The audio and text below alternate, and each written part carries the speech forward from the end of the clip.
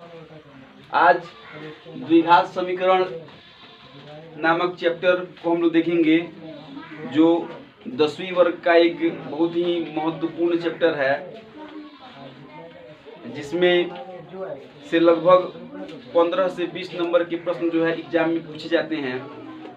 इसलिए इस चैप्टर को ध्यान से समझने की कोशिश की जाए और देखा जाए। सबसे पहले मैं द्विघात समीकरण को बताना चाहूँगा कि द्विघात समीकरण क्या है, और आप चाहें तो इसकी परिभाषा भी उतार सकते हैं, लिख सकते हैं। क्वेश्चन लिख लीजिए कि द्विघात समीकरण क्या है। तो आंसर में हो सकता है कि समीकरण का वह रूप जिसमें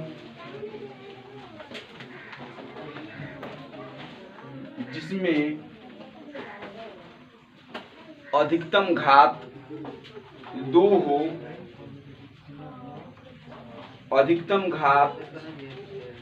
हो, द्विघात समीकरण कहलाता है। जैसे 2x² + 5x + 6, ठीक है। यह द्विघात समीकरण का रूप हुआ, जिसका जैसे दे करके एक और लिख लीजिए 4x² + 5x + 9 हो गया। इसके बाद नोट दे करके लिख लीजिए जिसका व्यापक रूप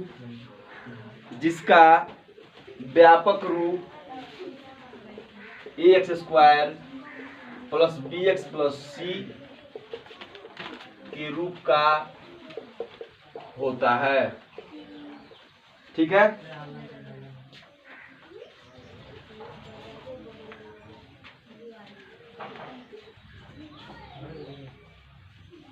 हो गया।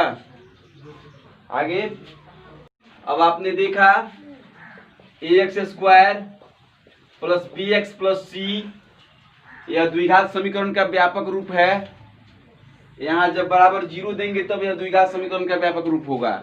यदि मैं सिर्फ इतना लिखता जो सिर्फ गोल घेरा हुआ है तो यह द्विघात बहुपद होता, ठीक है। अब यहाँ यह a जो है x² का गुणांक है, bx का गुणांक है, और c खुद में एक मतलब 1 का गुणांक है। अब इससे इस समीकरण से निकलता है मूल, जिसे हल भी कहते हैं, ठीक है।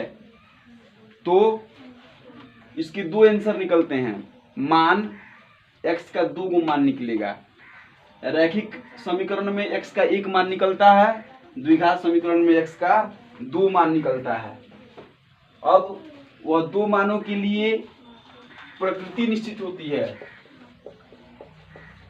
कि उसकी प्रकृति कैसी है। तो इसके लिए निकालना पड़ता है d, जिसे विवेचक कहते हैं।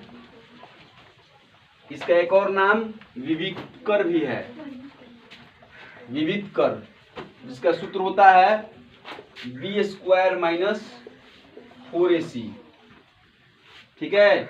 जो समीकरण पे मान दिए गए होते हैं उसका मान हम यहाँ बैठाते हैं और विवेचक निकाल लेते हैं। और यह विवेचक जो है वो यह निर्धारित करता है कि द्विघात समीकरण किस रूप का है, द्विघात समीकरण के मूल समान है या असमान है, या उसकी प्रकृति क्या है, ठीक है।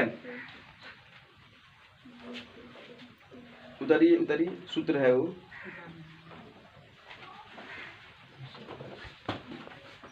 तो यहाँ किसी भी संख्या को कोई भी मान यदि संख्यात्मक रूप से निकलेगा तो वह मान 3 स्थिति में हो सकता है, कहीं भी। जैसे कि मान लीजिए कोई संख्या हम लिखते हैं जैसे कि 12, ठीक है। तो 12 जीरो से बड़ा है,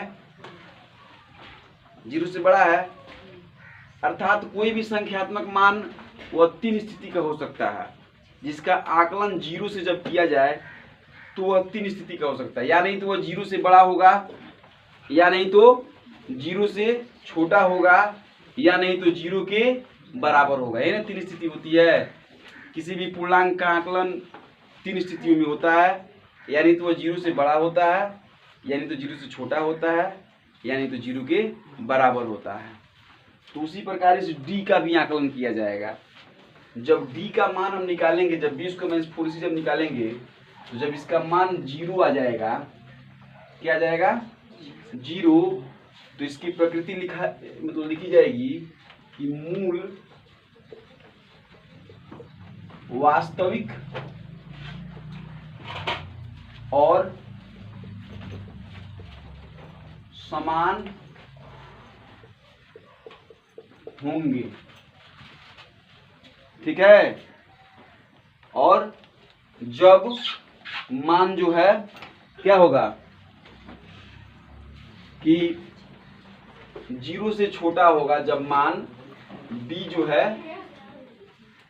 जीरो से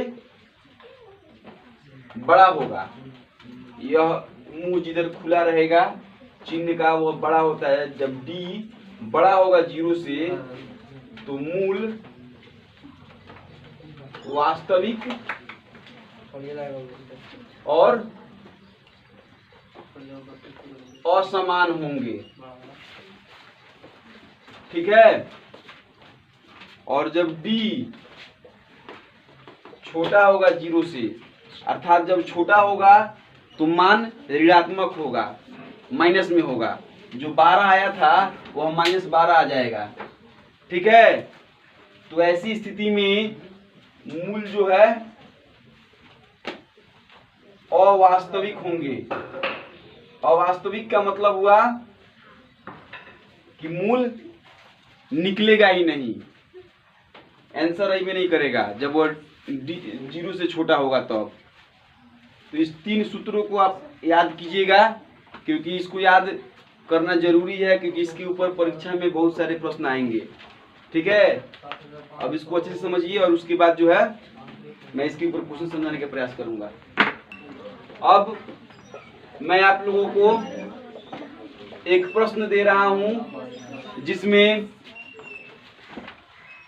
d निकालना है और इस समीकरण की प्रकृति बतानी है। ठीक है, कि इसकी प्रकृति कैसी होगी। तो d बराबर आप जानते हैं b² - 4ac, b का मान -5 का स्क्वायर -4, a का मान 2 और c का मान 3। अब जब हल करेंगे तो 50 25 माइनस प्लस 8 दूनी 24 या 3 4 दूनी 8 3 24 1 आ जाएगा। अर्थात यह जीरो से बड़ा है। तो जब यह जीरो से बड़ा है तो लिखेंगे कि इस समीकरण की प्रकृति क्या होगी, वास्तविक और असमान होगी। तो कुछ प्रश्न इस तरीके से आते हैं जिसमें आपको d निकाल करके बताना होता है कि मूल वास्तविक है या अवास्तविक है, या उसकी प्रकृति समान है या असमान है। ठीक है। कुछ प्रश्न इस तरीके के भी आते हैं। और अब मैं आगे आप लोग को बताना चाहूंगा, किसी को उतारना है तो इसको उतार सकते हैं आप लोग। अब इस दिए गए समीकरण का मूल निकालना आप लोगों ने देखा, मूल नहीं, विवेचक निकालना सीखा। अब मैं मूल निकालने के लिए सिखाऊंगा किस तरीके से आप इसका मूल निकालिएगा। तो इसकी 3 विधियां होती हैं। जिस तरीके से 2 चर वाले रहित समीकरण को निकालने के लिए बहुतीय विधि था, विलुप्तीकरण विधि, प्रतिस्थापन विधि, ग्राफीय विधि वगैरह वगैरह, उसी तरीके से द्विघात समीकरण के मूल को निकालने के लिए भी 3 विधियां होती हैं। अभी तक तो आपने जो पढ़ा था वह हल्की फुल्की बातें थी, लेकिन अब इस समय से आप जो है थोड़ी सी कठिन बातों में आप आ रहे हैं।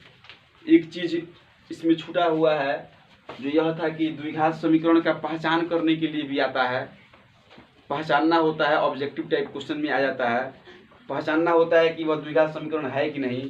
तो हमने आपको जो परिभाषा लिखवाया है कि समीकरण का वह रूप जिसका अधिकतम घात क्या हो, दो हो जब अधिकतम घात, तो वह द्विघात समीकरण होता है। हमने आपको बताया था, मतलब परिभाषा लिखवाया था।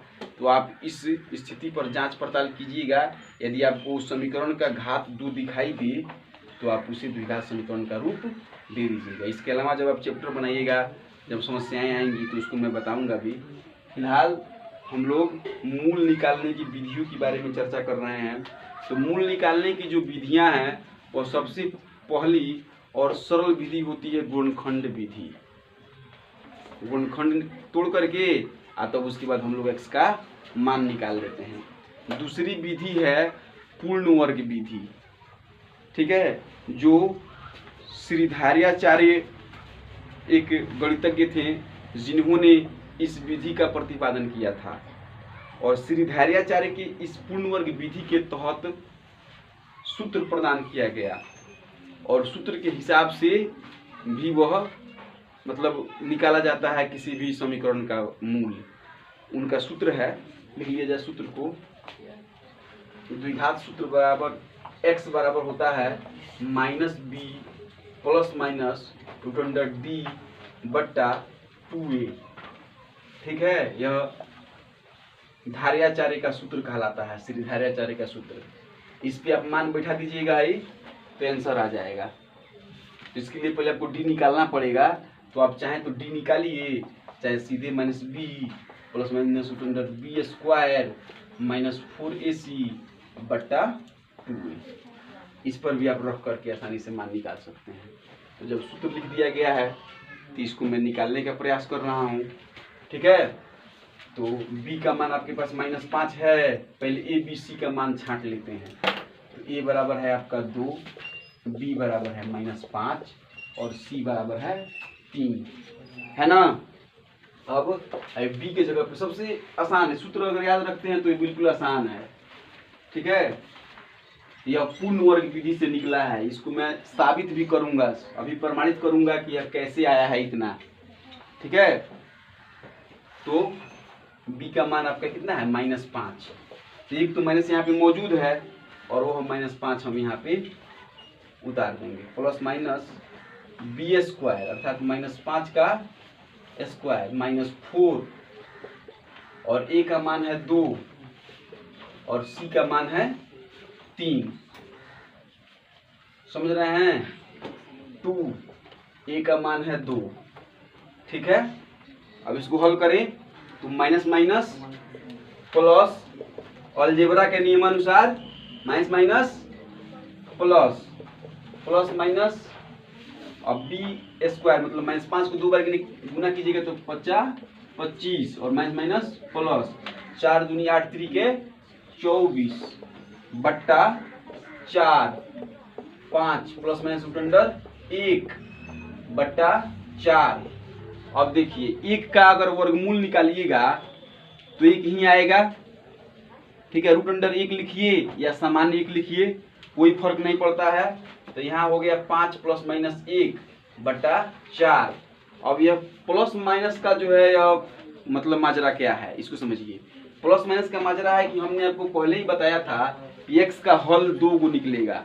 जब यह द्विघात है तो इसका हल 2 निकलेगा, अर्थात 1 में प्लस होगा 5 प्लस 1 बट्टा 4, 1 में 5 माइनस 1 बट्टा 4 अर्थात 6 बट्टा 4 और 4 बट्टा 4 अर्थात 3 बटा 2 और 1, अर्थात इसका आंसर 3 बटा 2 और 1। इसका जो मूल होगा इस समीकरण का, दिए गए समीकरण का मूल 3 बटा 2 और 1 आंसर।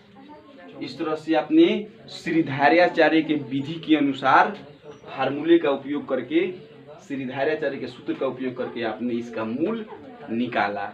यह मतलब एक विधि है समीकरण को हल करने के